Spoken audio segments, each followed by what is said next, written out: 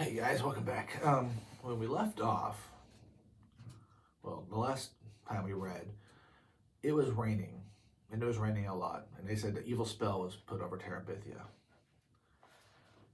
and it just kept raining even after that, to the point where Jesse was scared to go over the creek again because it was already flooded. He knew it was just going to be worse and worse and worse. So he decided he was going to tell Leslie no, he was going to go, and they could do something else. Well, instead, he got a phone call from his favorite teacher who wanted to take him to an art museum in Washington. Never been there. He really enjoyed it, and he considered it a perfect day. That perfect day was kind of shattered at the end, right when we left off, because he came home to his family acting weird, his mom screaming, "Oh my God, oh my God." And when he asked what was going on, or just more or less what, his sister told him his girlfriend was dead and Mama thought you were too. That's where we stopped. So let's continue and see what actually happened. Chapter 11. No. Something whirled around inside Jess's head. He opened his mouth, but it was dry and no words came out. He jerked his head from one face to the next for someone to help him. Finally, his father spoke, his big, rough hands stroking his wife's hair and his eyes downcast watching the motion. "They found the Burke girls this morning down in the creek." "No," he said, finding his voice. "Leslie wouldn't drown. She could swim really good." "That old rope you kids been swinging on broke," his father went quietly and relentlessly on. "They think she must have hit her head on something when she fell." "No," he shook his head. "No." His father looked up. "I'm real sorry, boy." "No," Jess was yelling now. "I don't believe you. You're lying to me." He looked around again, wildly for someone to agree, but they all had their heads down except Maybelle, whose eyes were wide of terror. "But Leslie, what if you die?" "No," he said, straight at Maybelle. "It's a lie. Leslie ain't dead." He turned around and ran out of the house, letting the screen bang sharply against the house. He ran down the gravel to the main road and then started running west, away from Washington and Millsburg and the old Perkin place. An approaching car beeped and swerved and beeped again, but he hardly noticed. Leslie, dead, girlfriend, rope, broke, fell, you. The words exploded in his head like a corn against the sides of a popper. God, dead, you, Leslie, dead, you. He ran until he was stumbling, but he kept on, afraid to stop, knowing somehow that running was the only thing that could keep Leslie from being dead. It was up to him. He had to keep going. Behind him came the peripety of the pickup, but he couldn't turn around. He tried to run faster, but his father passed him and stopped the pickup just ahead, then jumped out and ran back. He picked Jess up in his arms as though he were a baby. For the first few seconds, Jess kicked and struggled against the strong arms. Then Jess gave himself over to the numbness that was buzzing to be let out from the corner of his brain.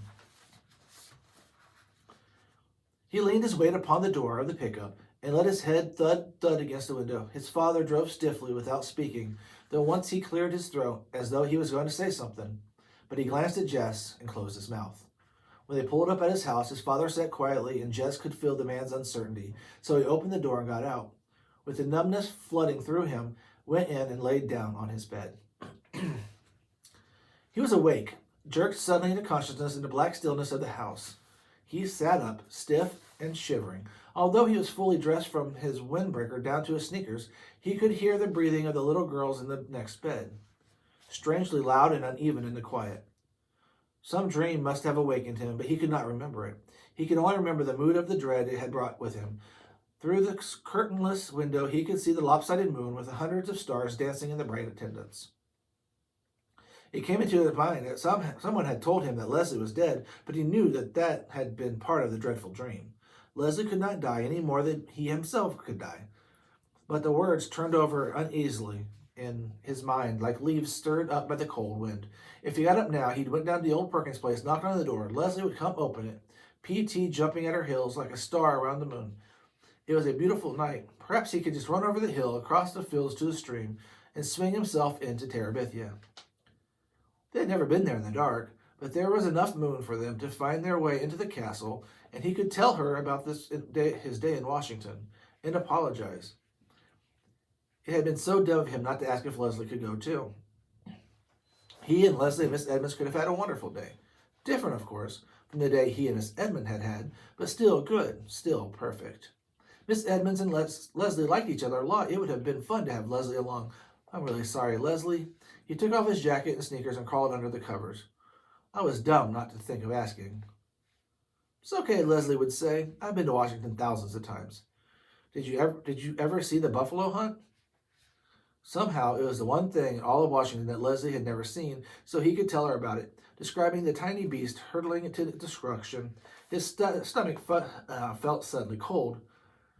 It had something to do with the buffalo, with falling, with death, with the reason he had not remembered to ask if Leslie could go with him to Washington today. You know something weird? What? Leslie asked. I was scared to come to Terabithia this morning. The coldness threatened to spread up from his stomach. He turned over and lay on it. Perhaps it would be better not to think about Leslie right now. He would go see her first thing in the morning and explain everything. He could explain it better in the daytime when he had shaken off the effects of his unremembered nightmare. He put his mind to remembering the day in Washington, working on details of pictures and statues, dredging up the sounds of Miss Edmonds' voice, recalling her own exact words and her exact answers. Occasionally, into the corner of his mind, visions would come of a sensation of falling, but he pushed it away with the view of another picture or the sound of another conversation. Tomorrow, he must share it all with Leslie. The next thing he was aware of was the sun streaming through the window. The little girl's bed was only rumpled covers, and there was a moment of quiet talking from the kitchen. Lord, poor Miss Bessie. He'd forgotten all about her last night, and now it must be late. He felt for his sneakers and shoved his feet over the heels without tying the laces. His mother looked up quickly from the stove at the sound of him. Her face was set for a question, but she just nodded her head at him. The coldness began to come back. I forgot Miss Bessie. Your daddy's milking her. I forgot last night, too. She kept nodding her head. Your daddy did it for you. But it wasn't an accusation. You feel like some breakfast? Maybe that was why his stomach felt so odd. He hadn't had anything to eat since the ice cream Miss Edmonds had bought them at Millsburg on the way home. Brenda and Ellie stared at him from the table. The little girls turned from their cartoon show the TV to look at him and then turned quickly back. He sat down on the bench. His mother put a plate full of pancakes in front of him. He couldn't remember the last time she had made pancakes. He doused them with syrup and began to eat. They tasted marvelous. You don't even care, do you? Brenda was watching him from across the table. He looked at her puzzled with his mouth full. If Jimmy Dix died, I would be able to eat a bite. The coldness curled up inside of him and flopped over. Will you shut your mouth, Brenda Aarons? His mother sprang forward, the pancake turner held threatening high. Well, Mama, he's just sitting there eating pancakes like nothing happened. I'd be crying my eyes out. Ellie was looking first at Miss Aarons and then at Brenda. Boys aren't supposed to cry at times like these, are they, Mama? Well, it doesn't seem right for him to be sitting there eating like a brood sow. I'm telling you, Brenda, if you don't shut your mouth. He could hear them talking, but they were further away than the memory of the dream. He ate and he chewed and he swallowed. And when his mother put 3 more pancakes on his plate, he ate them too. His father came in with milk. He poured it carefully into the empty cider jugs and put them in the refrigerator. Then he washed his hands at the sink and came to the table. As he passed Jess, he put his hand lightly on the boy's shoulder. He wasn't angry about milking. Jess was only dimly aware that his parents were looking at each other and then at him. Miss Aarons gave Brenda a hard look and gave Mr. Aarons a look which was to say that Brenda was to keep quiet. But Jess was only thinking of how good the pancakes had been and hoping his mother would put down some more in front of him. He knew somehow that he shouldn't ask for more, but he was disappointed that she didn't give him any. He thought then that he should get up and leave the table, but he wasn't sure where he was supposed to go or what he was supposed to do. Your mother and I thought we ought to go down to the neighbors and pay respects. His father cleared his throat. I think it would be fitting for you to come too. He stopped again, seeing you was the one that really knew that little girl. Jess tried to understand what his father was saying to him, but he felt stupid. What little girl? He mumbled it, knowing it was the wrong time to ask. Ellie and Brenda both gasped. His father leaned down the table and put his big hand on top of Jess's hand. Gave his wife a quick, troubled look, but she just stood there, her eyes full of pain, saying nothing. Your friend Leslie is dead, Jess. You need to understand that. Jess slid his hand out from under his father's. He got up from the table. I know it ain't an easy thing. Jess could hear his father speaking as he went into the bedroom. He came back out with his windbreaker on. You ready to go now? His father got up quickly. His mother took off her apron and patted her hair. Maybelle jumped up from the rug. I want to go too, she said. I've never seen a dead person before. No, Maybelle sat down again as though slapped down by her mother's voice. We don't even know where she's laid out at, Maybelle, Mr. Aaron said gently. All right, that's the end of that one. So, how did Jess take the news of Leslie's death?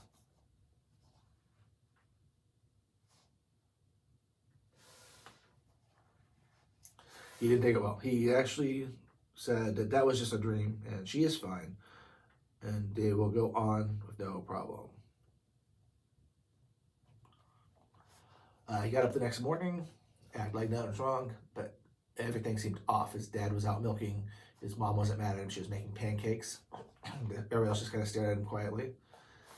Except his one sister said, "What?"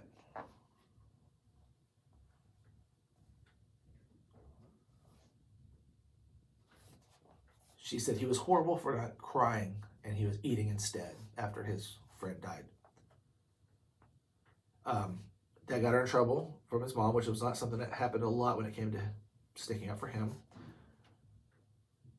And when we left, he was getting his coat on because him and his parents were going to go pay respect for her at her family's house.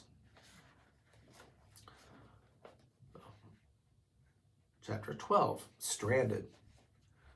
They walked slowly across the field and down the hill to the old Perkins place. There were 4 or 5 cars parked outside. His father raised the knocker. Jess could hear P.T. barking from the back of the house and rushing to the door.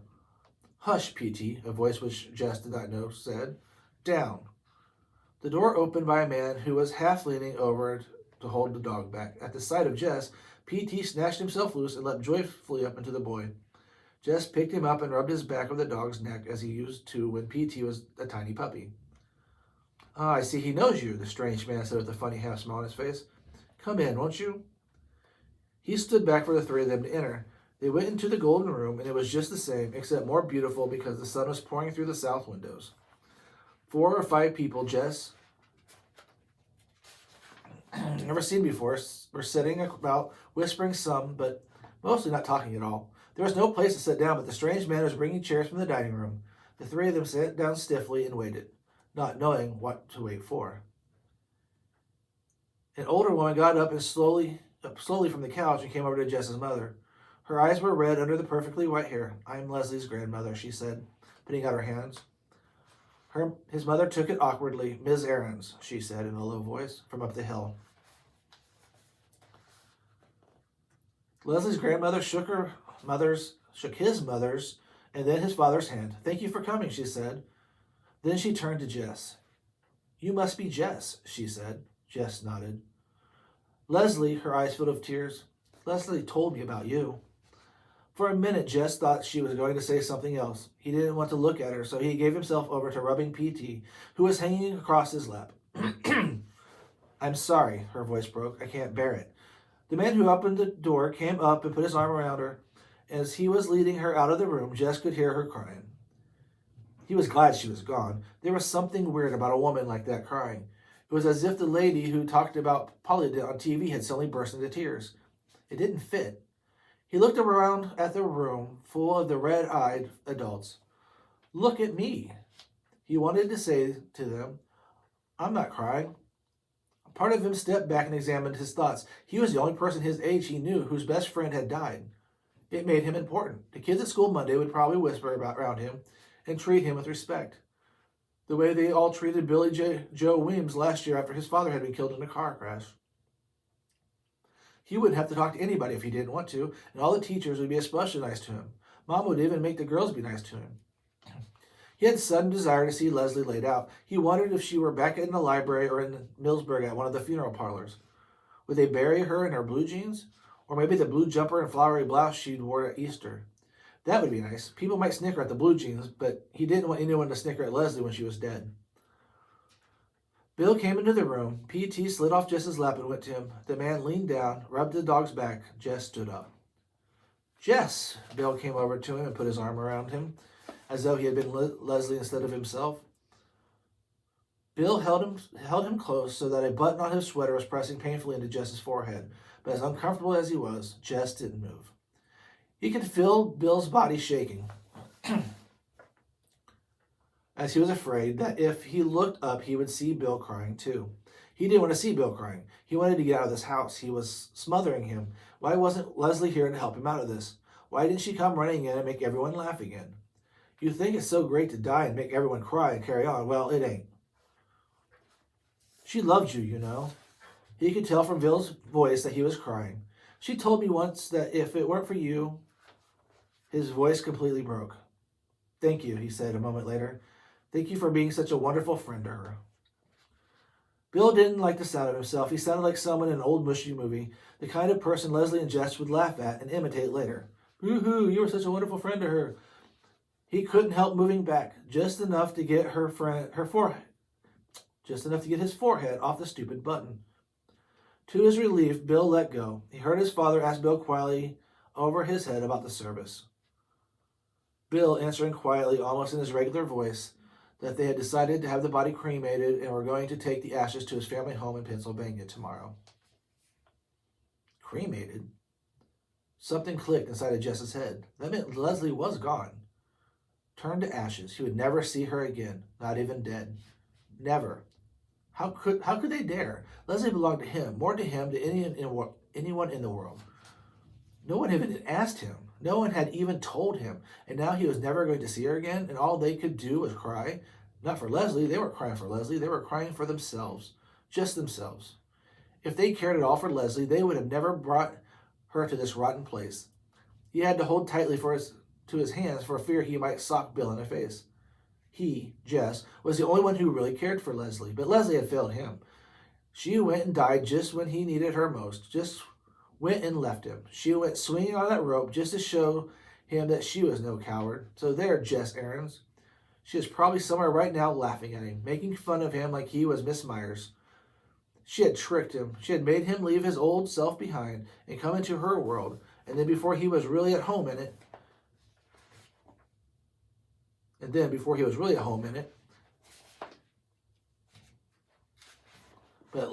but too late to go back, she had left him, stranded there, like an astronaut, wandering about on the moon, alone.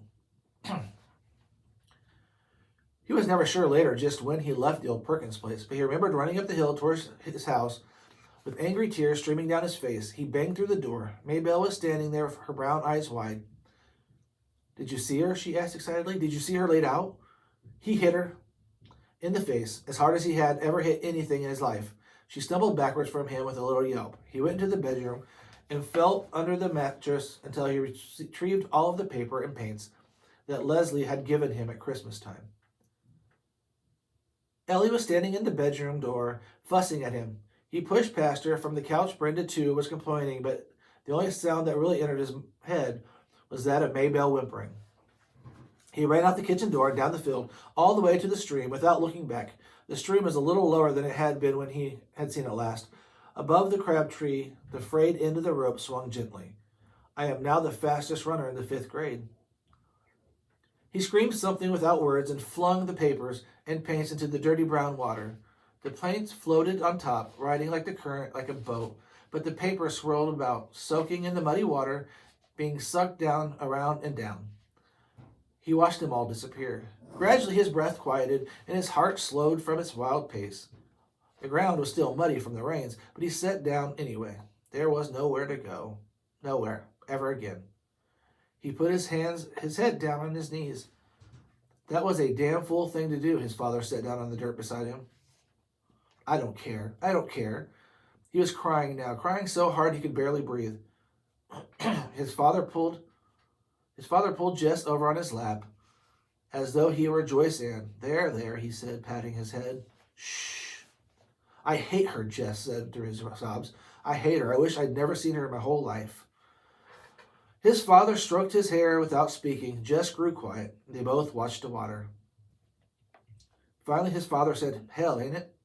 It was the kind of thing Jess could hear his father saying to another man. He found it strangely comforting, and it made him bold. Do you believe people go to hell? Really go to hell? I mean, you ain't worrying about Leslie Berg. It did seem peculiar, but still. Well, Maybelle said. Maybelle ain't God. Yeah, but how do you know what God does? Lord, boy, don't be a fool. God ain't going to send any little girl to hell. He had never in his life thought of Leslie Burke as a little girl, but still, God was sure to. She wouldn't have been 11 until November. They got up and began to walk up the hill. I didn't mean that about hating her, I said. I don't know what made me say that. His father nodded to show he understood. Everyone, even Brenda, was gentle to him. Everyone except Maybelle, who hung back as though afraid to say it, have anything to do with him. He wanted to tell her he was sorry, but he couldn't. He was too tired. He couldn't just say the words. He had to make it up to her, and he was too tired to figure out how. That afternoon, Bill came up to the house. They were just about to leave for Pennsylvania, and he wondered if Jess would take care of the dog until they got back. Sure, he was glad Bill wanted him to help. He was afraid he had hurt Bill by running away this morning. He wanted to know that Bill didn't blame him for anything, but it was not that kind of question he could put into words. He held PT and waved as the dusty little Italian car turned into the main road. He thought he saw them wave back, but it was too far to be sure. His mother had never allowed him to have a dog, but she made no objection to PT being in the house. PT jumped on his bed, and he slept all night with PT's body curled against his chest. Right, that's the end of that chapter. That chapter was a little rough, wasn't it? He went to their house, found out that she was not going to be buried. She's going to be cremated, which means they put the body in fire, take the ashes, and you put them somewhere. How did he handle that?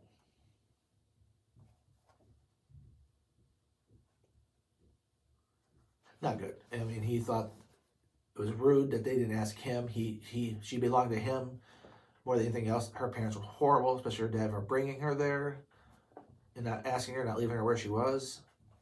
And he ran away. He got back to his house, and he hit one of his sisters. Which one was it? Yeah, Maybelle. Maybelle's the one that really liked him, and he hit her, which was not a good thing. He went to his room. He got all his paints and stuff, took him to the creek, threw him in the creek. He was mad. Who came to comfort him?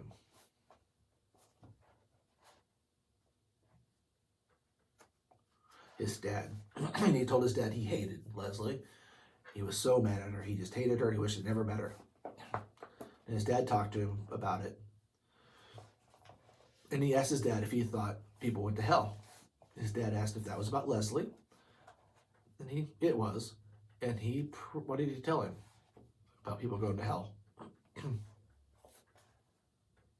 He said God would never send a little girl to hell. So to him, that was fine.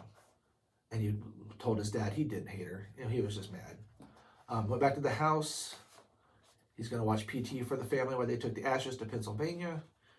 And he figured he needs to make up with his sister to make her feel better after hitting her. So this is the last chapter. It's called Building the Bridge. He woke up Saturday morning with a dull headache. It was still early, but he got up. He wanted to do the milking. His father had done it ever since Thursday night, but he wanted to go back to it, to somehow make things normal again. He shut PT in the shed, and the dog's whimpering reminded him of Maybelle and made his headache worse. But he couldn't have PT yapping at Miss Bessie while he was trying to milk. No one was awake when he brought the milk in to put it away, so he poured a warm glass for himself and got a couple pieces of light bread.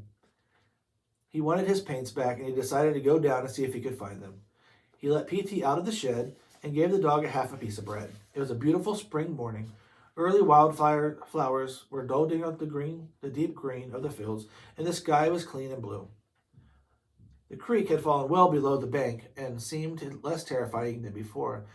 A large branch was washed up on the bank, and he could haul it up to the narrowest place and laid it bank to bank. He stepped on it, and it seemed firm. So he crossed on it foot over foot to the other side, grabbing the smaller branches which grew out from the main one towards the opposite bank to keep his balance. There was no sign of his pains. He landed slightly upstream from Terabithia, if it was still Terabithia, if it could be entered across the branch instead of swung into. PT was left crying piteously on the other side. Then the dog took courage, paddled across the stream. The current carried him past Jess, but he made it safely to the bank and ran back, shaking great drops of cold water on Jess. They went to the castle stronghold. It was dark and damp, but there was no evidence there to suggest that the queen had died. He felt the need to do something fitting, but Leslie was not here to tell him what it was.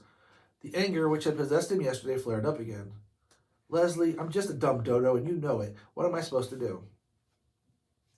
The coldness inside of him had moved upwards into his throat, constricting it. He swallowed several times. It occurred to him that he probably had cancer of the throat. Wasn't that one of the 7 deadly signs? Difficulty in swallowing? He began to sweat. He didn't want to die. Lord, he was just 10 years old. He had hardly begun to live. Leslie, were you scared? Did you know you were dying? Were you scared like me? A picture of Leslie being sucked into the cold water flashed across his brain. Come on, Prince Tyrion, he said quite loudly. We must make a funeral wreath for the queen.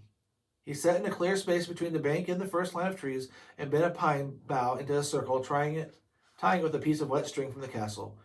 And because it looked cold and green, he picked up spring beauties from the forest floor and wove them among the needles.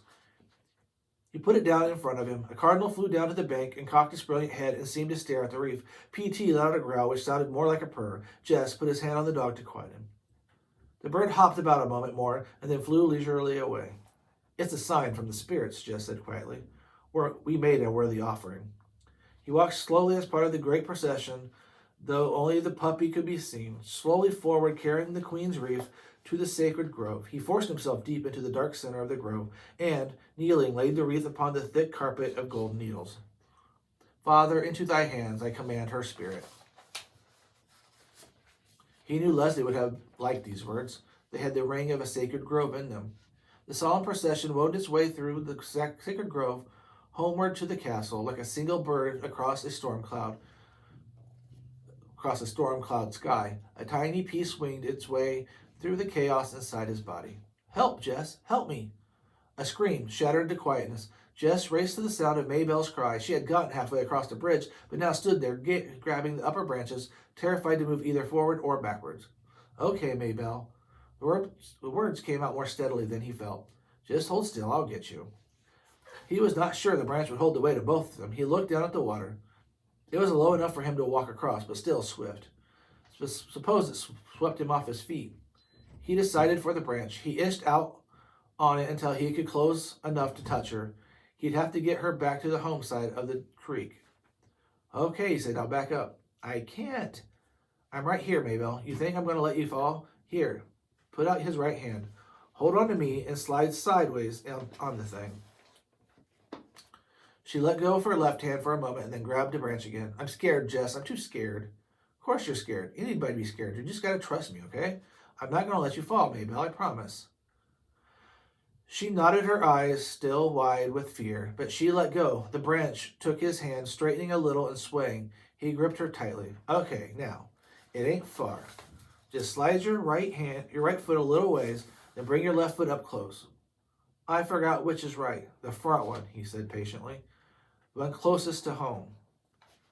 She nodded again obediently and moved her right foot a few inches. Now, let go of the branch with your other hand and hold on to me tight. She let go of the branch and squeezed his hand. Good, you're doing great.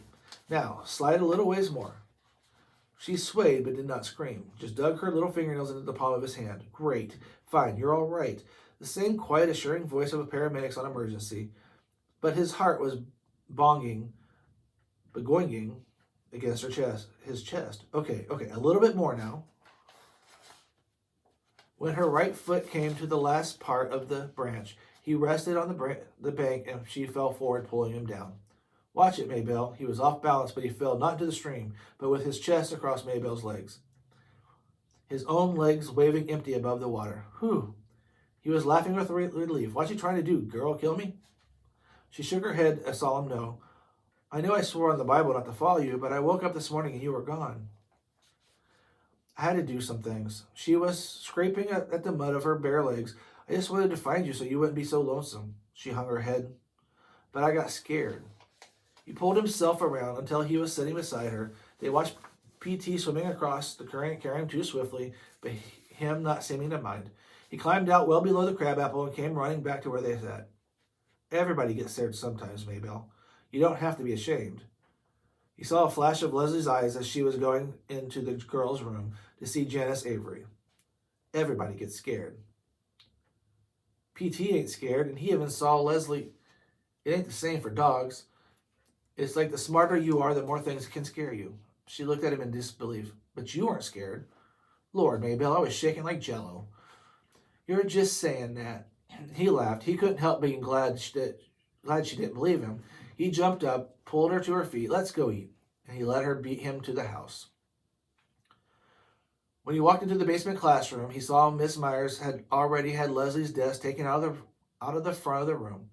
Of course, by Monday, Jess knew, but still, at the bus stop, he looked up, half expecting to see her, running up across the field, her lovely, even rhythmic run. Maybe she was already at school. Bill had dropped her off, as he did some days when she was late for the bus. But then, when Jess came into the room, her desk was no longer there.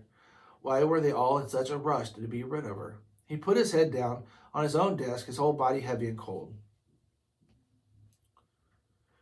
He could hear the sounds of the whispers, but not the words. Not that he wanted to hear the words. He was suddenly ashamed that he had thought he might be regarded with respect by any of the kids, trying to profit for himself from Leslie's death. I wanted to be the best, the fastest runner in the school, and now I am. Lord, he made himself sick. He didn't even care what the others said or what they thought, just as long as they left him alone, just as long as he didn't have to talk to them or meet their stares. They all hated Leslie, except maybe Janice, and even after they'd given up trying to make Leslie miserable, they kept on despising her, as though there was one of them with the nail on Leslie's little toe. And even he himself had entertained a traitorous thought that now he would be the fastest. Miss Myers barked a command to stand for the allegiance, and he didn't move. Whether he couldn't or wouldn't, he didn't really care. What could she do to him, after all? Jesse Aarons, will you step out in the hall, please? He raised his leaden body and stumbled out of the room. He thought he heard Gary Fulcher giggle, but he couldn't be sure. He leaned against the wall and waited for Monster Mouth Myers to finish singing, "Oh, Can You See?" and join him. He could hear her giving the class some sort of assignment in arithmetic before she came out and quietly closed the door behind him. Okay, shoot, I don't care. She came over so close to him that he could smell her dime store powder. Jesse, her voice was softer than he had ever heard it, but he didn't answer. Let her yell. He was used to that. Jesse, she repeated, I just want to give you my sincere sympathy. The words were like a Hallmark card, but the tone was new to him. He looked up to her face, despite himself. Behind her turned-up glasses, Miss Myers' narrow eyes were full of tears. For a minute, he thought he might cry himself. He and Miss Myers standing in the basement hallway, crying over Leslie Burke. It was so weird, he almost laughed instead. When my husband died, Jess could hardly imagine Miss Myers ever having a husband. People kept telling me not to cry, keep trying to make me forget. Miss Myers' loving mourning. How could you picture it? But I didn't want to forget. She took her handkerchief from her sleeve and blew her nose. Excuse me, she said. This morning when I came in, someone had already taken out her desk. She stopped and blew her nose again. I never had such a student. In all my years of teaching, I shall always be grateful. He wanted to comfort her, and he wanted to unsay all the things that he had said about her, even unsay the things that Leslie had said. Lord, don't let her ever find out. So I realize, if it's hard for me, how much harder it must be for you. Let's try to help each other, shall we? Yes, he couldn't think of anything else to say. Maybe someday, when he was grown, he would write her a letter and tell her that Leslie Burke had thought she was a great teacher or something. Leslie wouldn't mind. Sometimes, like the Barbie doll, you just need to give people something for them that's for them, not just something that makes you feel good giving it. Maybe Miss Myers had helped him already by understanding that he would never forget Leslie. He thought about it all day, how before Leslie came he had been nothing, a stupid, weird little kid who drew funny pictures and chased around chased around a cow field trying to act big, trying to hide a whole mob of foolish little fears running riot inside his gut. It was Leslie who had taken him from the cow pasture into Terabithia and turned him into a king. He had thought about that was it. He had thought that was it. Wasn't king the best you could be? Now it's occurred to him that perhaps Terabithia was like a castle where you came to be knighted. After you stayed for a while and grew, you had to move on. For hadn't Leslie, even in Terabithia, tried to push back the walls of his mind to make him see beyond the shining world, huge and terrible and beautiful and very fragile? Handle with care everything, even the predators. Now it was time for him to move on. She wasn't there, so he must go for both of them. It was up to him to pay back to the world in beauty and caring what Leslie had loaned him in a vision and strength. As for the terror ahead, for he did not fool himself, that they were all behind him. Well, you just have to stand up to your fear and not let it squeeze you white. Right, Leslie? Right. Bill and Judy came back from Pennsylvania on Wednesday with a U-Haul truck. No one ever stayed long in the old Perkins place. We came to the country for her sake. Now that she's gone, they gave Jessie all of Leslie's books and her paint set with 3 pads of real watercolor papers. She would want you to have them, Bill said. Jess and his dad helped them load the U-Haul, and noon time his mother brought down ham sandwiches and coffee. A little scared the Burks wouldn't want to eat her food, but needing, Jess knew to do something.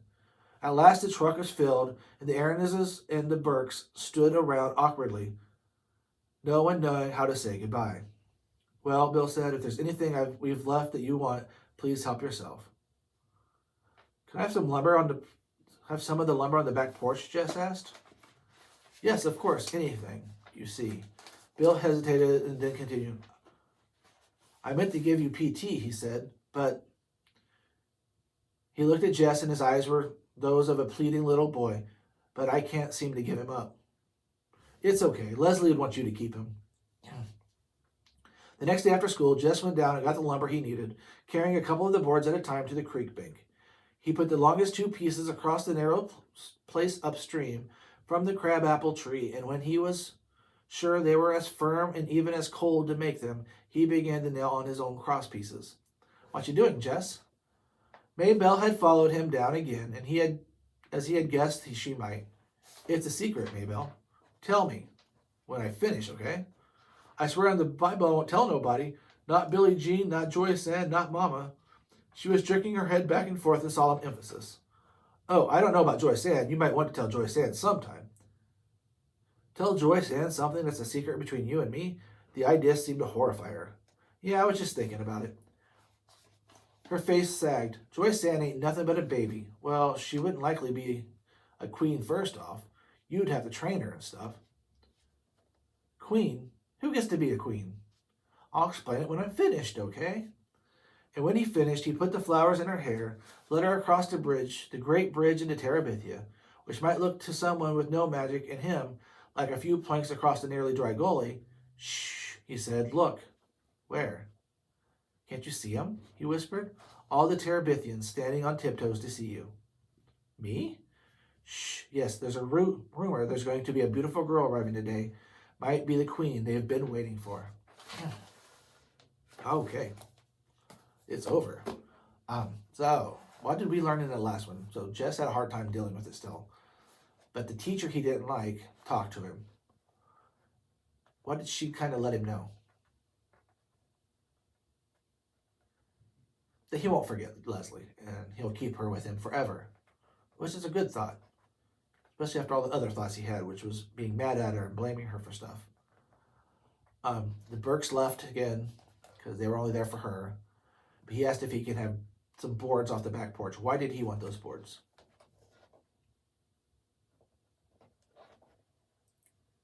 He was going to be able to bridge across the creek to Terabithia. And his sister followed him, but he wasn't mad. Why was he not mad? Because he wanted her to be there. It was going to be her secret with him now. And he made her the queen. And when she came across, he said, did you see them? The Terabithians, they're looking for your queen, which was pretty much her. So that's the end of the book. couple things. Remember, it's called Bridge to Terabithia. If you have Disney Plus or you can get it on Blu-ray, there is a movie, a really good one. The other thing, if you want something to do, go ahead and draw a picture of what you think your land would be, what you think Terabithia or whatever you want to name it would be. If you do that, go ahead and send it into the office and we will put them up for you. All right. Till the next book.